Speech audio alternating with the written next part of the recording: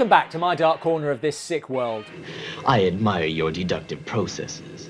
For Godzilla's 20th anniversary, Toho decided to pull back a little on the more kid-friendly movies they'd been making with Godzilla vs. Mechagodzilla. Does it make your mouth water?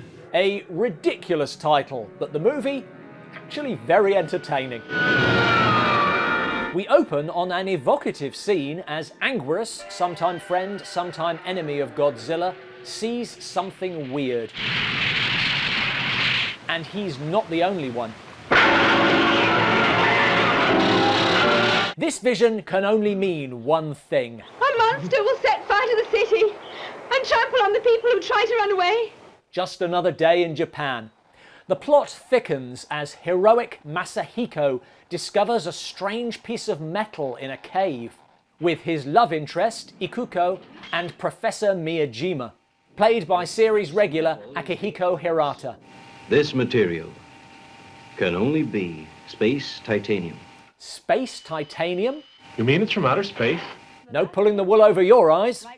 At the same time, but in a different cave, Masahiko's brother, Keisuke, discovers an archeological site. The ancient people of Okinawa painted this mural.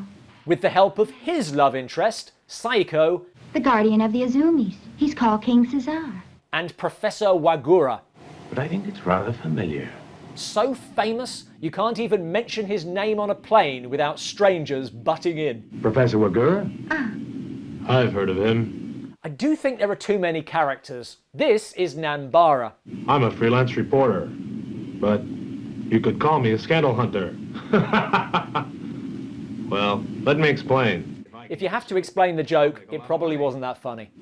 So, I hope you'll help me. He consistently amuses himself. But what of the prophecy? 2 monsters will appear to save the people. This in-flight movie really speaks to me. And sure enough, leaving devastation in his wake. I'll soon have this cleared up. I would never have guessed that the monster could be Godzilla. This reflects the fact that by 1974, Godzilla was the good guy, saving Japan from other monsters, not smashing it. And yet. And when he meets Anguirus,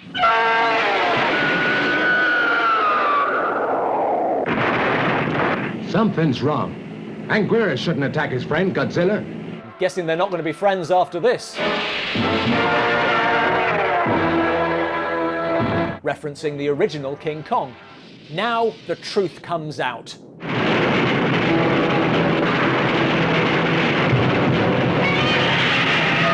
Godzillas. What does it mean? It means that one of these Godzillas is not the real article.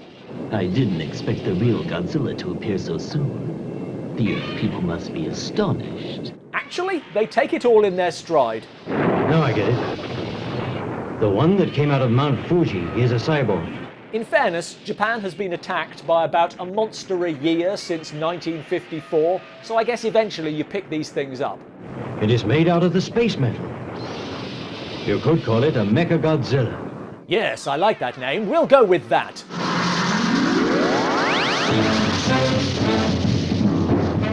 And the professor's not done with his wildly accurate guessing.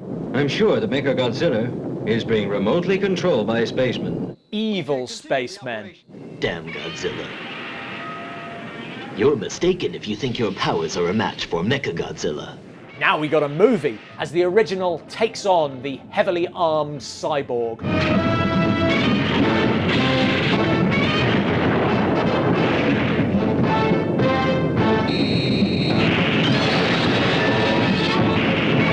And we still haven't reached the other monster referenced in the archaeology. King Seesar.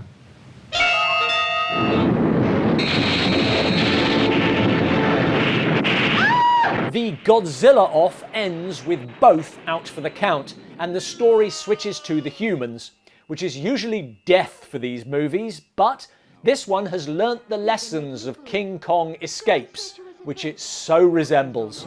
Keisuke becomes James Bond.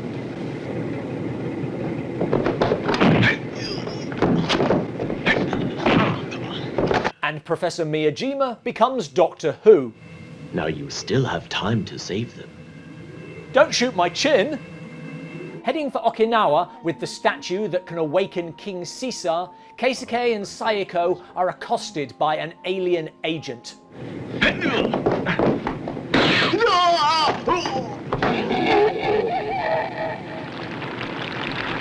Well, that was unexpected. Meanwhile, Masahiko and friends are captured, and Professor Miyajima is compelled to fix the damaged Mechagodzilla. We use an Earthman that knows space technology. Because human scientists are way better than the ones who actually built the thing. Mechagodzilla will start action at 6 in the morning. I have to get up at 6? Actually, he doesn't have to be there, as he is put into the sauna of death.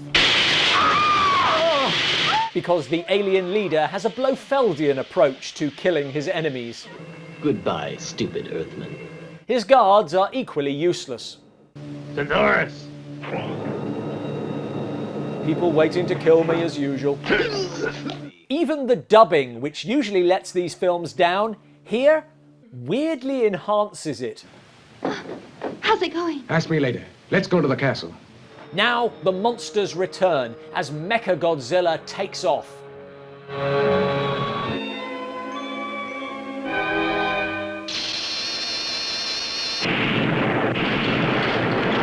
And King Seesar is awoken. King Seesar can only be woken up by a direct descendant of the Izumi royal family. With a song.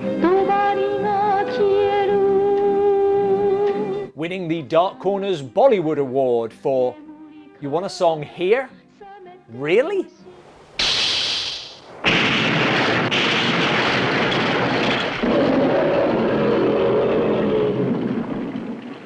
But King Seesar is worth waiting for. Although not much of a fighter. But as he's getting his ass handed to him, Godzilla returns, having been restored by lightning. Godzilla is still alive. Well spotted. So Godzilla is still alive. Anyone else? And so into the big fight.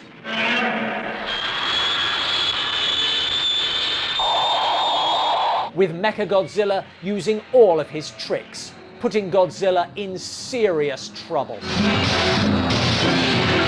This is where things do get a little silly.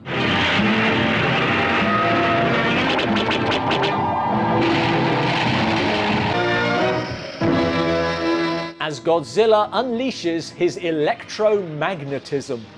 I'm assuming that this is because he was struck by lightning, but still, some explanation needed. So, he's transformed himself into a magnetic force. Yeah, that should cover it. Actually, the only word I heard was force.